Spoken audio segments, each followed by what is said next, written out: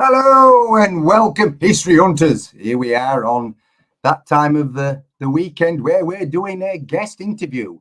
And our guest interview is Clyde Chilson from South Carolina in the USA. And he's going to tell us all about his history in his area, which is going to be very interesting and fascinating.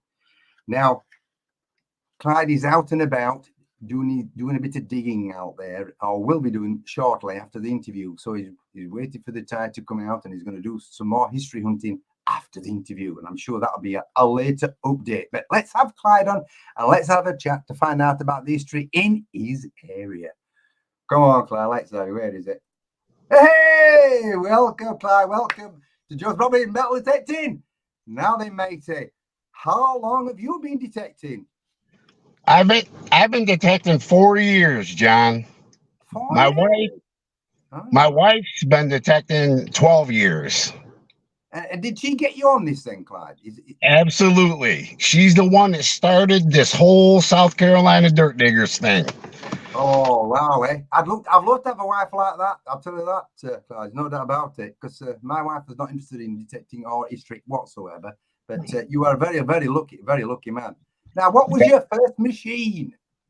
Very first machine I ever used was a Minelab Equinox 800. That's your first one?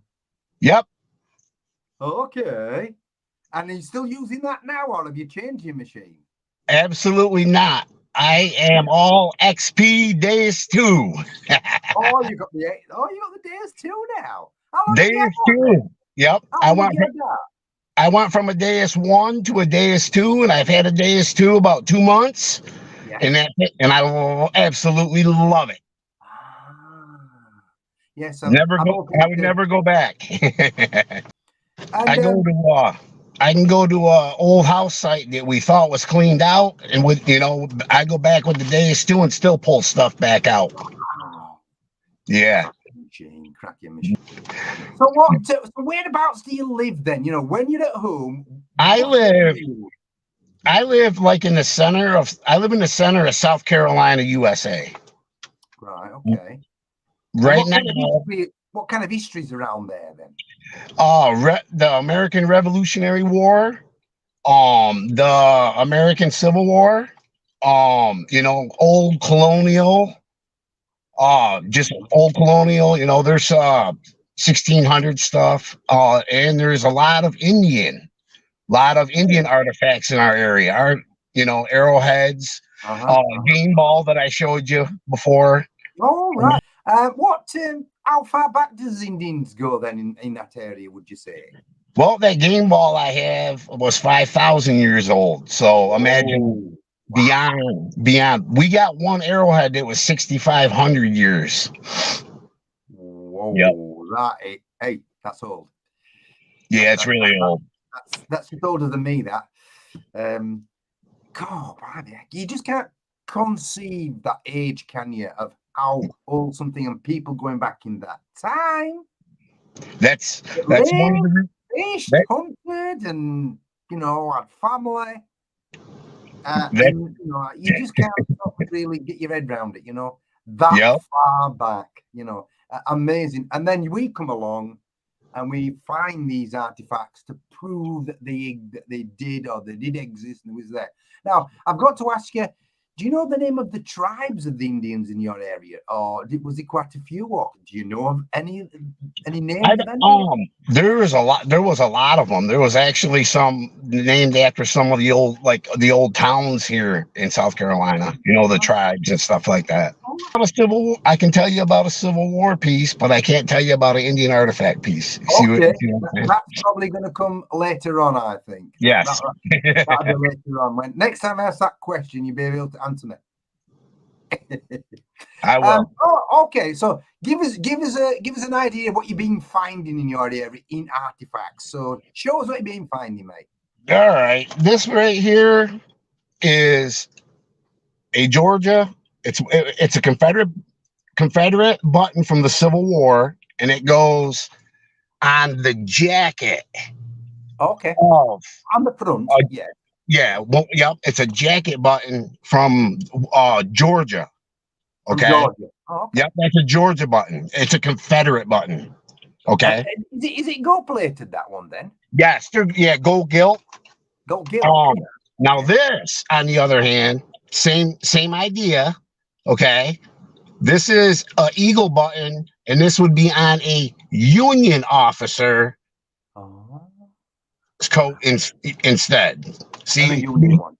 yep, Yes. we have Union, and then we Okay. have the Confederate. And the Confederates, yes. When I had my Equinox 800, and I was just a beginner, my wife is, she's a very good teacher, and I told her one day, I said, I want to find an old coin. Okay, so we went out to a place, 1700s area, and then I ended up finding an 1853 seated quarter, which isn't, it's not old to you guys, but to us, 1800s. Yeah, I'll be happy with that. Put it in the center of your screen, just see where, because that's it. Yeah, because you see it's moving. That's it. Perfect. Now, yeah, just that's it. Yep. Oh, yeah. Can you spin it around then? Can we look at the other side as well, Clyde? Yep, this is a eagle. That's the back. Oh yeah, lovely, Gia boy. Solid. Yeah, silver. for our first one. Yeah, for your first one, exciting. And then this is a 1850 Navy button. Navy button one, yeah. This the anchor, yeah. Yep. 18 what? 1850s. 1850s. Can I just ask you, do you know when did the actual Civil War start and finish? Because I'm not familiar. I don't know if you know that. I don't know that one. Or is that it was 60 to 65. Oh, 60 to 60. It's only 5 years. Yep, it was like 5 years long. Yes. Right. Okay, that's brilliant. Then here's a real that I dug. Is that Spanish? Yep, Spanish. 17. That's a 1743 Spanish real. And they got a little hole in them. Yes, that's people wore them as necklaces, and then they pendants. Yes. So yeah. Okay. What is actually that design on the back then? Because I can't really see. But what is that? The design on the back. Look, it's really tough because it's just like a shield. Yeah. It's a shield there, Clyde. Probably a Mexican shield. Yeah. Yep. What it is. Yeah. And then these are extremely rare. Okay. The front is a star. And then the back, it's hard. It'll be hard. It's very tiny. The back has got a C and a 3 on it, like 3. It's an actual 3-cent piece. It was called a trime. Oh, the trime. And it's a silver. Yep, and it's a silver coin. What's the date of that then, Clyde? They go back to the 1800s. 2 pound, solid shot, cannonball that I restored. That's from the American Revolutionary War. 17, I think it's like 300 years old. So, wow. And then I got a 6 pound that I restored. I got an electrolysis tank and I restored. Have you got strong arms or something? You just lifted it up like it was just so light. Yeah, that one's 6 pounds. Can I ask, is it hollow in the middle and they used to put a charge in the middle? Is that how they used to work? Nope. These ones here, these are solid shot. Oh, they're solid. Yep. The 12 pounders, they put the powder and all that stuff in the middle of them. Right. Hey, I tell you what, that small one there, if that hit you, you'd have a big hole that big, wouldn't you? Eh? Imagine that 2 pounder hitting you, man. Hey, you need a big plaster, Clyde. Right. Yeah. A big bandage for that one. But our group, we do like paid hunts as well. Like we do about 4 a year. We'll lease land Yeah. Oh, okay. Where there's a lot of history, Yeah. and Yeah. then we figure out what we pay the owner, and then we go about it, and we Oh, sell the tickets, gather the money up, pay the owner, yeah. Yeah. and Yeah. we Yeah. Yeah. You do in this put country. people on. Now, how long you set the group up? When did you set the group up then? The group's been set up for about 10 years. Oh, wow. And how many Yeah, people? How many people have you got in your group? 5,000 almost. Mention the group again. Who is it? South Carolina Dirt Diggers. Something's gone to the museum then that you found. Is there anything exciting, interesting that you found there that that you can talk about? Yes, there's a piece. There's a piece in the museum that a good friend of mine found. He was with us, and it was a little personal tour that we took a few people to a site, and he ended up digging what was called a freed. It's called a freed. It's a freed slave tag, but it's a freeman. It's a freeman's badge, and what it is the freed slaves wore them around their neck.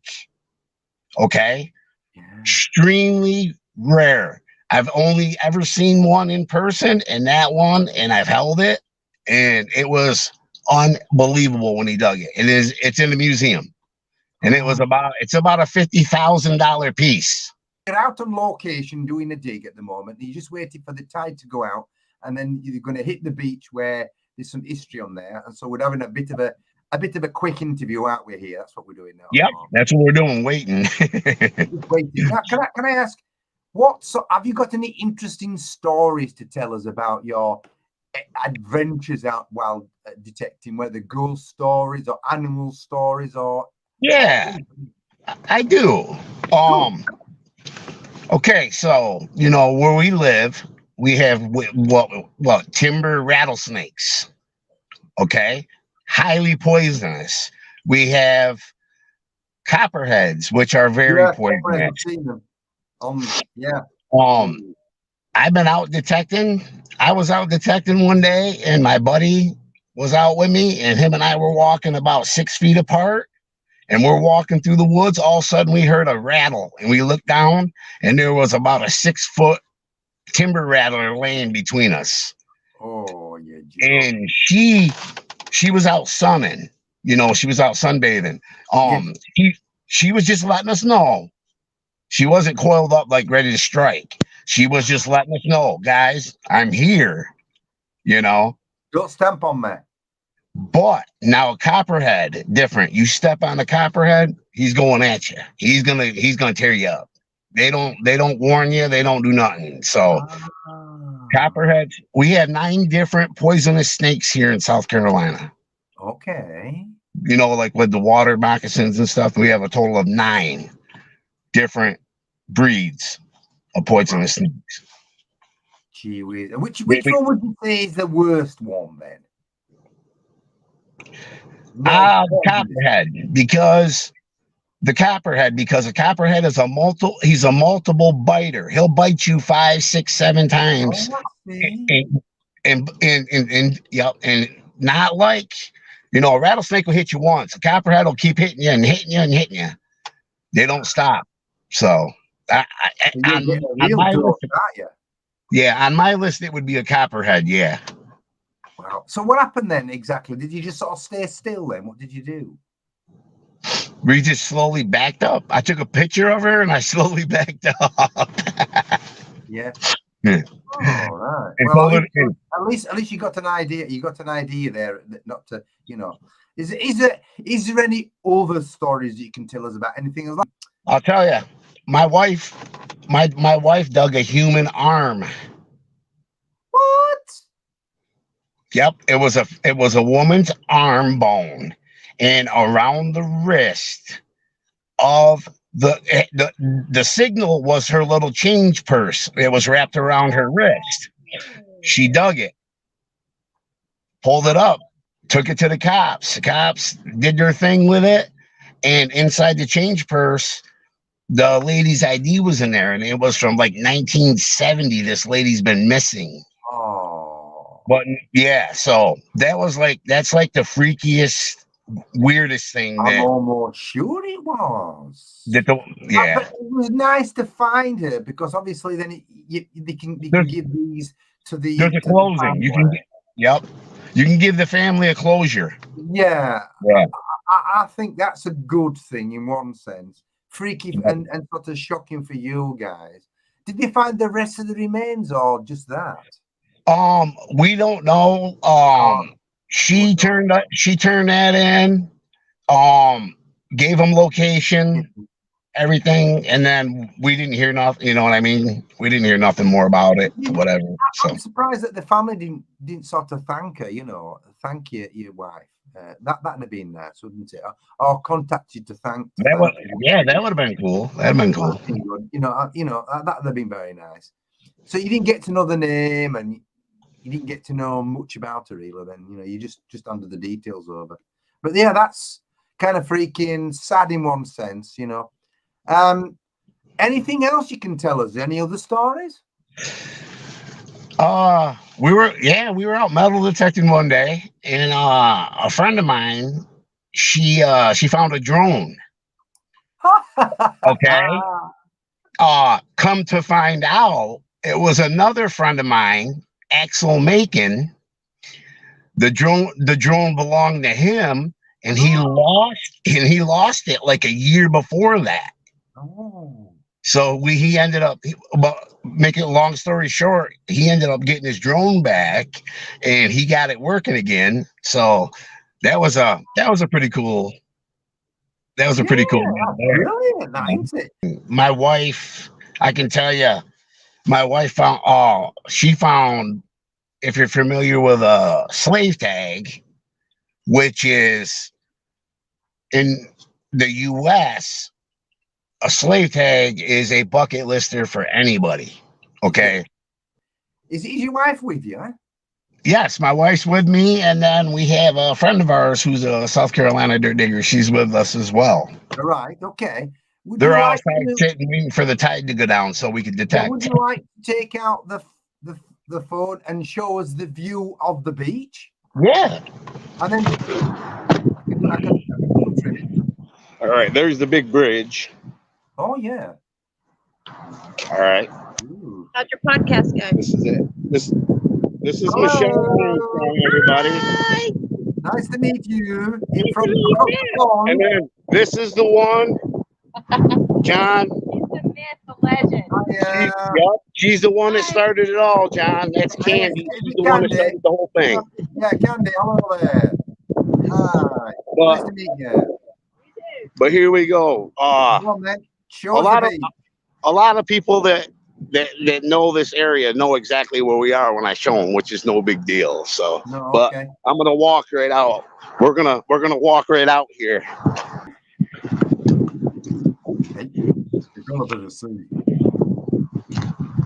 Bridge. There's the bridge. Ooh, yeah.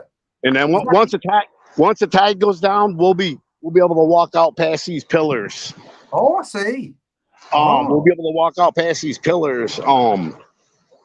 There's a lot of this area here had an old home site on it, and then a lot of old bottles get washed up here. I see. See that marsh behind me? Yes. Yep. A lot of old bottles get washed up in that marsh, and there's a lot of old bottles that are all, once that tide goes down and stuff. So, like I said, a lot of people come here. Yeah. Oh, okay. Oh, that's excellent. Yeah. Well, thank you very much indeed. Then, yes. See, can you get the girls in? There we go. He wants the girls in here with me. Hi. That's it. Right. Get both of you in there. Oh, perfect. Brilliant. We've got a great shot now. So we've got everybody across in the USA, in UK, watching you detecting. So thank you very much, guys, for the interview. We're going to have an update at a later point. Thank you very much for coming on. Clyde, it's been fascinating and interesting, and we will catch you at another time. So it was all a wave goodbye. and we'll see you sometime later on in the year. Bye, everybody. We'll see you, John. We'll see you next time. Yeah. I'll let you know what we dig.